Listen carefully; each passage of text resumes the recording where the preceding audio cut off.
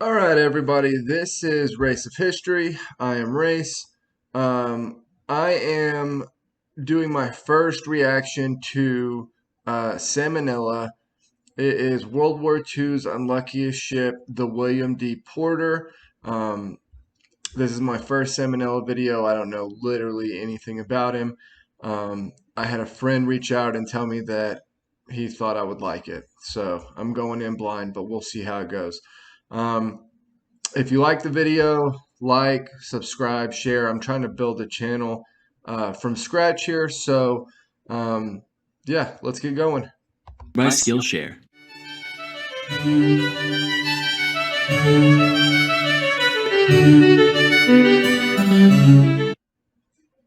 Hey kids, now some philosophers have called boats the airplanes of the sea, but while every glamorous Glennis has its slow-mo shun, so too does JJ the jet plane have his awful counterpart. Her legacy in many ways resembles my middle school career, a 3-year-long travesty plagued by blunder after blunder due to both gross incompetence and sheer misfortune, with the only silver lining being that it's remembered by relatively few. Meet the USS William D. Porter, nicknamed the Willie D, which was a perfectly acceptable alias in the days before Don't Ask, Don't Tell. She was a Fletcher-class destroyer, which, if you know Fletcher as well as I do, you know he's pretty high-class at destroying. Like when he snapped off my DS screen during summer camp because he was trying to get a better look. Didn't even apologize. Oh, don't be that guy. He was just like, well, you're not supposed to bring video games to camp anyway. Even though everyone did. Fuck you, Fletcher. You were a counselor. You're supposed to be more mature than us. You're the reason I grew up with a lingering resentment towards authority. And my only reprisal is that I got to draw you as a disgusting fat lard for millions of people. Actually, I think his name might have been Eric. Anyway. Jesus Christ. Sam needs some therapy.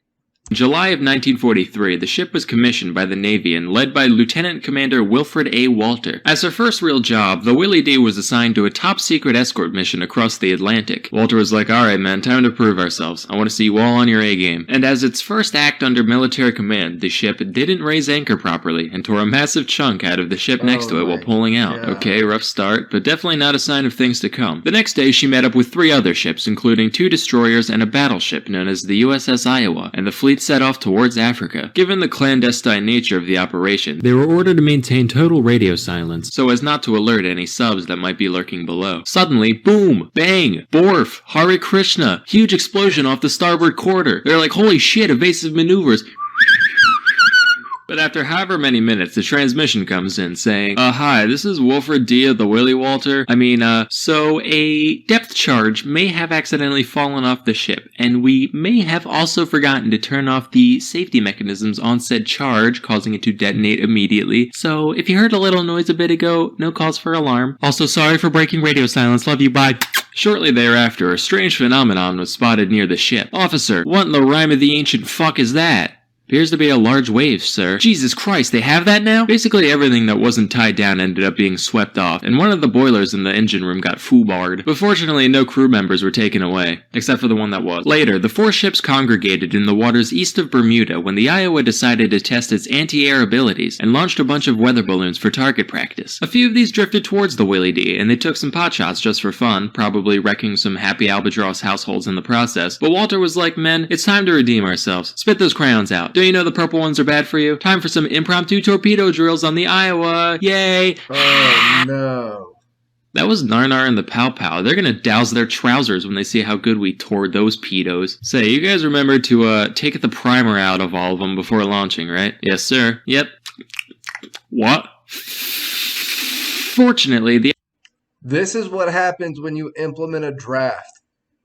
Like, everybody understands that there are dumb people all throughout society, and they're just like sprinkled here and there. Ones that like you can't give responsibility to.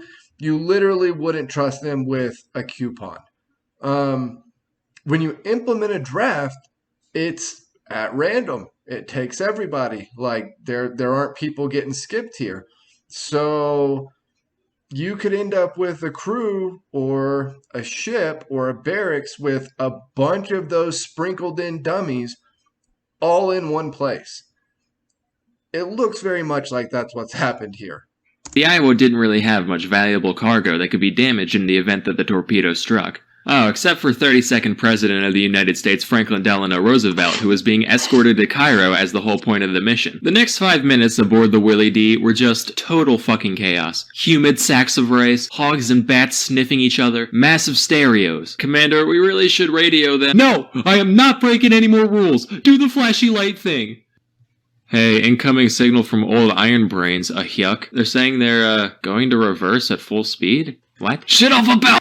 Those dummies didn't even give the Morse code right. There was nobody on the ship that knew what they were doing in any capacity. It was literally just a ship of dummies. I don't get it. They were going to send them into combat.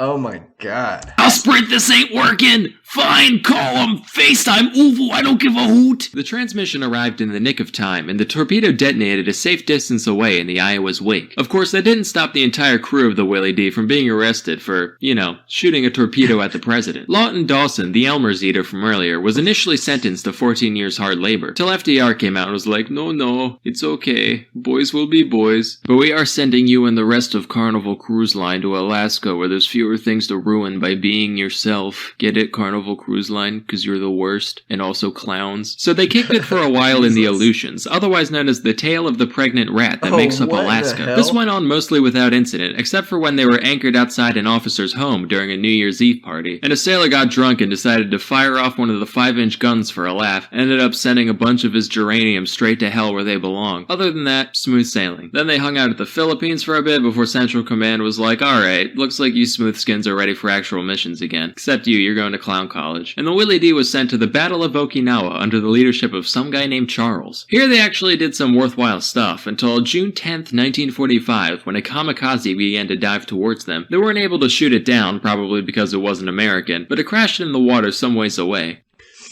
In case, I know this is a super funny video, but in case anybody doesn't know, kamikaze means divine wind, and it's specifically referencing the huge storms and tornadoes, really, that took out the Khan's army, the Mongols' army, under the Khan, on their way to essentially annihilate Japan. They were like, phew, crisis averted, turned their attention elsewhere, unintentionally driving right over where the bomber landed. The plane was like, the hell? Oh, shit, that's right. Bonsai.